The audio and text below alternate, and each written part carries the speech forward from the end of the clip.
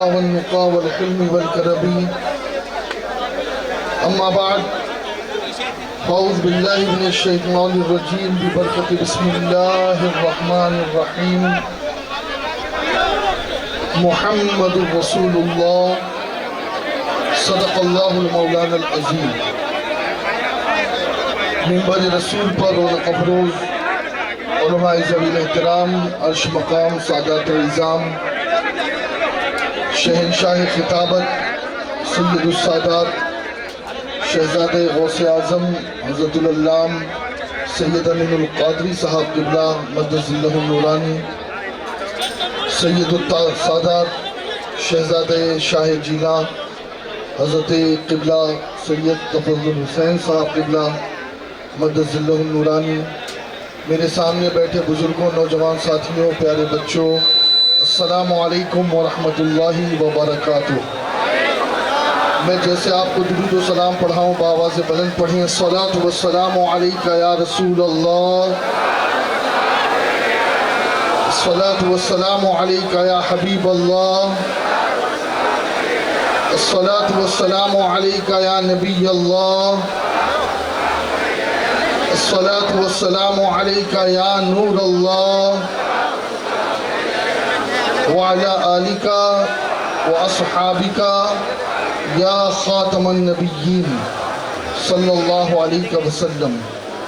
کیا ہی ذوق افزا شفاعت ہے تمہاری، واہ واہ، قرض لیتی ہے گناہ پرہیزگاری، واہ واہ، خامہ قدرت کا حسن دستکاری، واہ واہ، کیا ہی تصویر اپنے پیارے کی سنواری، واہ واہ، صدقے اس انعام کے، قربان اس اکرام کے، ہو رہی ہے دونوں عالم میں تمہاری، واہ واہ، ہو رہی ہے دونوں عالم میں تمہاری، واہ واہ، ایک طرف روضے کا نور، ایک سمت منبر کی بہار، بیچ میں جنت کی پیاری پیاری کیاری، واہ واہ، انگلیاں ہیں فیض پر، ٹوٹے ہیں پیاسے جھوم کر، ندیاں پنجاب رحمت کی ہے جاری، واہ واہ، اور پارے دل بھی نہ نکلا دل سے تحفے میں رضا، ان سگانے کو سے اتنی جان پیاری، واہ واہ۔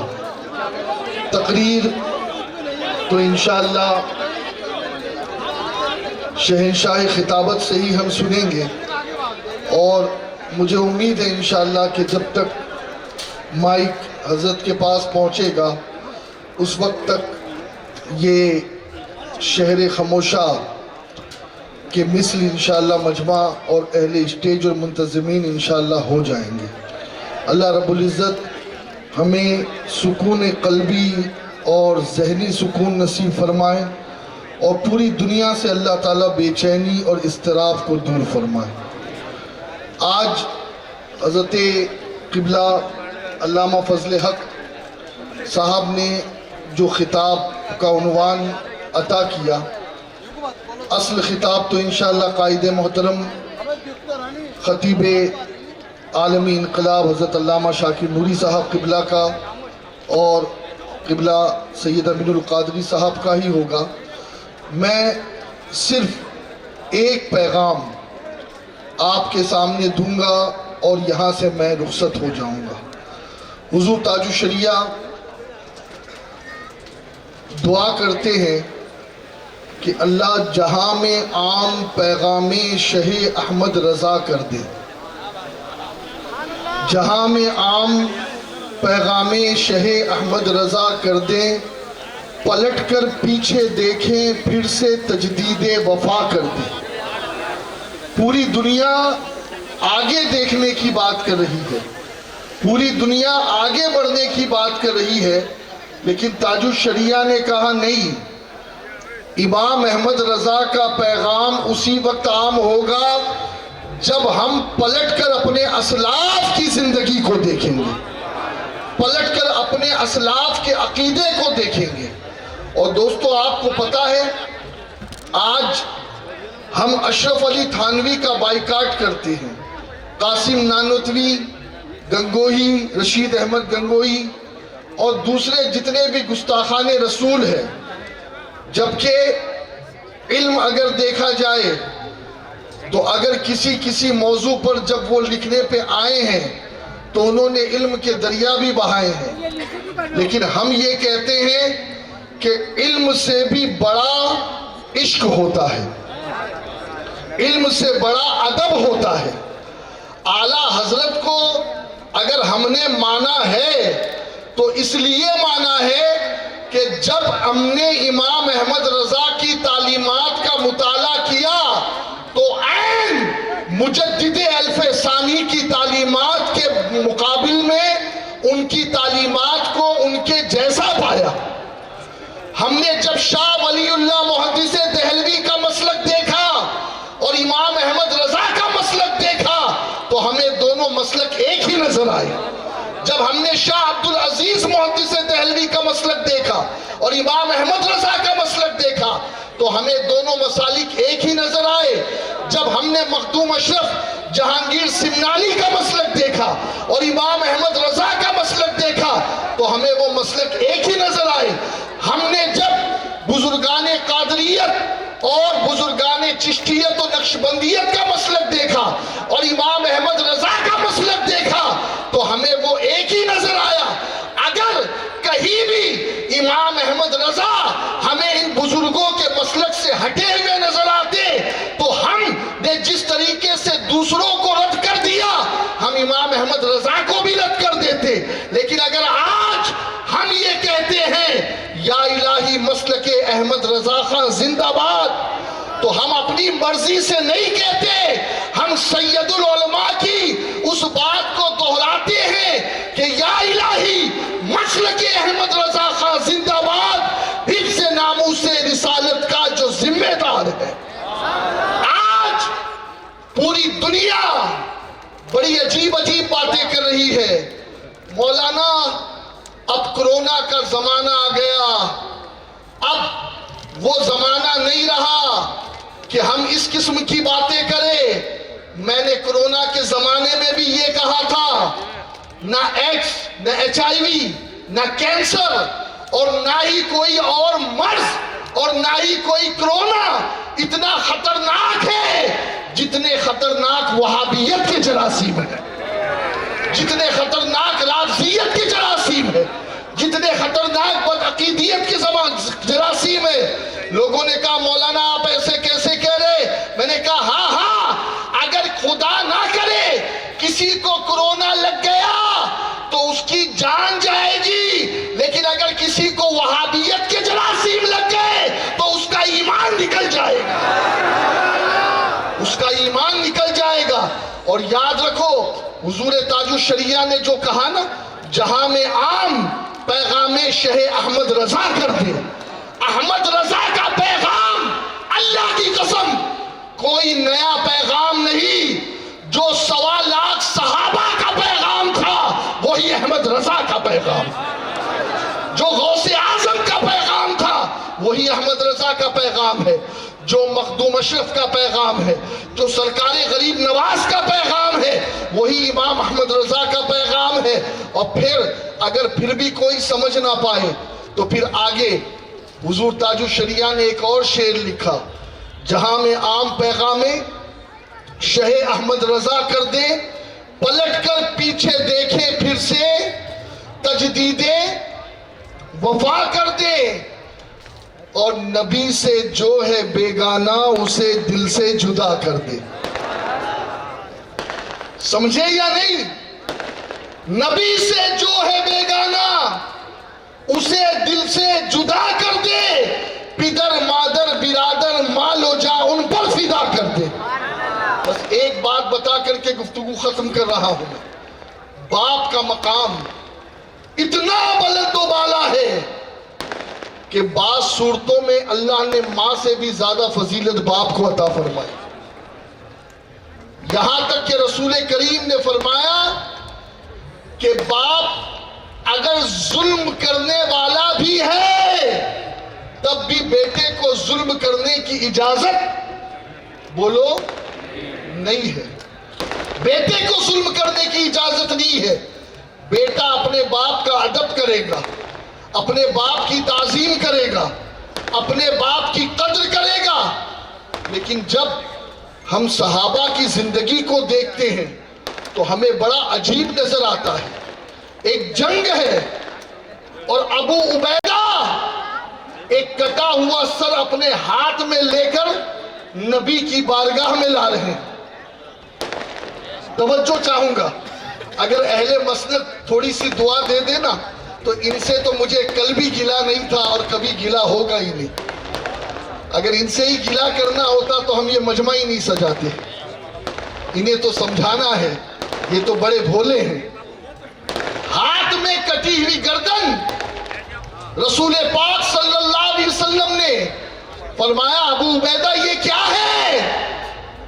عرض کرتے ہیں یا رسول اللہ یہ میرے باپ کی گردن ہے، یہ میرے باپ کی گردن ہے. کہا کس نے کیا؟ کہا یا رسول اللہ یہ میں نے کیا، یہ میں نے کیا. خدا کی قسم میرے رسول علیہ الصلوۃ والتسلیم نے انہیں یہ نہیں کہا کہ تجھے پتا نہیں میں نے باپ کا ادب کرنے کے لیے کہا ہے اور تو باپ کے ساتھ یہ سلوک کر رہا ہے. رسول اللہ کا عمل یہ بتا رہا ہے کہ جو باپ نبی کا گستاخ ہے اس کا حشر یہی ہوگا. ابو بکر صدیق جنہیں دنیا رقیق القلب سمجھتی ہے، مانتی ہے، مشہور ہے، لیکن وہی ابو بکر صدیق نبی پاک کی بارگاہ میں آئے. آقا نے فرمایا ابو بکر میں یہ کیا سنتا ہوں، کیا تم نے اپنے باپ کو مارا؟ تم نے اپنے باپ کو گھونسا مارا؟ سیدنا ابو بکر صدیق عرض کرتے ہیں اب دیکھیے بارگاہ رسول ہے، ذرا بھی گلٹی فیل نہیں کرتے، اپولوجائز نہیں کرتے، معذرت نہیں طلب کرتے، حضور آئندہ نہیں کروں گا. کہا میرے باپ کو کوئی سمجھا دے کہ میرے سامنے میرے رسول کے بارے میں لبکشائی نہ کرے. یہ تو اچھا ہے کہ ابو بکر کے ہاتھ میں تلوار نہیں تھی، ورنہ گھوسا نہیں مارتا، تلوار سے والد کو میں قتل کر دیتا. ابو بکر صدیق نے بتا دیا کہ ابو بکر سب کچھ برداشت کر سکتا ہے، اپنے رسول کی توہین برداشت نہیں کر سکتا. اور توہین کرنے والا چاہے مفتی ہو، چاہے پیر ہو، چاہے کوئی بڑے سے بڑا قاضی القضات ہو، چاہے کوئی بڑے سے بڑا اپنے وقت کا لیڈر ہو، کوئی بھی ہو، ہم سب کچھ گوارا کر سکتے ہیں، ہم نبی کی بے ادبی گوارا نہیں کر سکتے، ہم نبی کی گستاخی کا گوارا نہیں کر سکتے، ہم نبی کے بارے میں ایک لفظ نہیں سن سکتے، اس لیے کہ ہمارا مسلک ابو بکر صدیق کا مسلک ہے.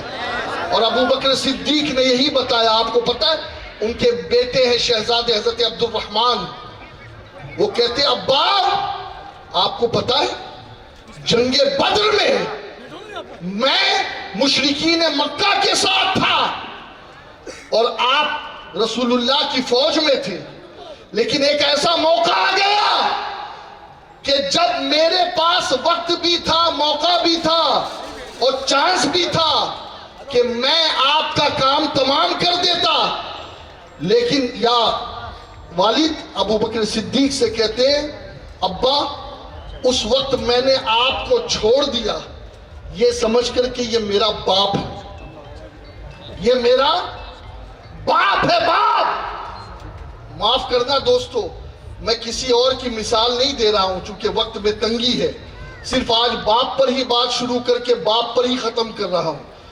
باپ کو سمجھ جائے گے تو پھر سمجھ لو کہ آپ کو بھی سمجھ جائیں گے اور سارے باپ کو بھی سمجھ جائیں گے.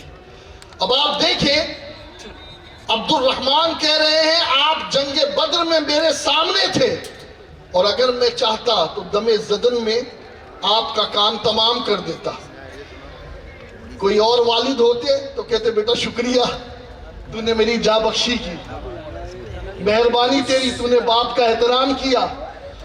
ابو بکر صدیق کا عشق پکارتا ہے کہ بیٹا اگر خدا کی قسم تو میرے سامنے آ جاتا تو میں یہ نہ دیکھتا کہ میرا خون ہے، میرا بیٹا ہے، میں یہ دیکھتا کہ دشمنان رسول کے ساتھ ہے، تو میں تیرا بھی کام تمام کر دیتا۔ نبی سے جو ہے بیگانہ اسے دل سے جدا کر دے، پدر مادر برادر مال و جاں ان پر فدا کر دے۔ اور یہ ایک شعر اعلیٰ حضرت کا آپ اور ہم بہت پڑھتے ہیں، لیکن اللہ کرے کہ ہم سمجھ بھی جائیں۔ انہیں جانا، انہیں مانا، لوگ یہیں آ کر کے رک جاتے ہیں کہ بھئی نبی کو جاننا ہے، نبی کو ماننا ہے۔ نہیں، ان دونوں کے بعد جو ہے وہ اصل ہے۔ انہیں جانا، انہیں مانا، یہ دو کام، اور تیسرا کام سب سے امپورٹنٹ، نہ رکھا غیر سے کام، نہ رکھا غیر سے کام۔ غیروں کی رشتہ داری سے ہمیں کیا مطلب؟ غیروں کی دعوتوں سے ہمیں کیا مطلب؟ غیر ہمیں عزت دے، ان کی عزت سے ہمیں کیا مطلب؟ ارے جو رسول اللہ کا بھکاری ہے اسے مدینے کی چوکھٹ کے علاوہ کسی چوکھٹ کی حاجت نہیں۔ انہیں جانا، انہیں مانا، نہ رکھا غیر سے کام۔ اگر ان تین باتوں پہ عمل ہو گیا، دو باتوں پہ عمل ہو رہا ہے، تیسرے پہ توجہ نہیں ہے، معاف کرنا، جیسے جیسے وقت ارے یار اب تو مل جل کر رہو۔ ارے کیسے مل جل کر رہیں گے؟ جو میرے نبی کے خلاف بھونکے گا ہم اس کے ساتھ چائے پیئیں گے، جو میرے نبی کی گستاخی کرے گا ہم اسے اپنا امام بنائیں گے، جو میرے نبی کے ساتھ معاذ اللہ دشنام درازی کرے گا ہم اس کے ساتھ دوستی کریں گے، رشتہ داری کریں گے۔ یہ ہم سے نہیں ہو سکتا۔ اور سنو دوستو، اعلیٰ حضرت نے ماسٹر کی ایمان سب سے بڑی دولت ہے۔ ایمان پر مرو گے تو جنت ملے گی۔ ہاں، اور پھر اس کا کیا طریقہ؟ انہیں جانا، انہیں زور سے بولے، انہیں جانا، انہیں مانا، اور تیسرا کام کیا بتایا؟ بولیے، نہ رکھا غیر سے کام۔ ان 72 جہنمی فرقوں سے ہمیں کوئی مطلب ہی نہیں، کوئی سروکار ہی نہیں۔ اور اگر یہ ہماری بات ہو گئی پھر امام کہتے ہیں للہ الحمد، میں دنیا سے مسلمان گیا، وما علینا الا البلاغ۔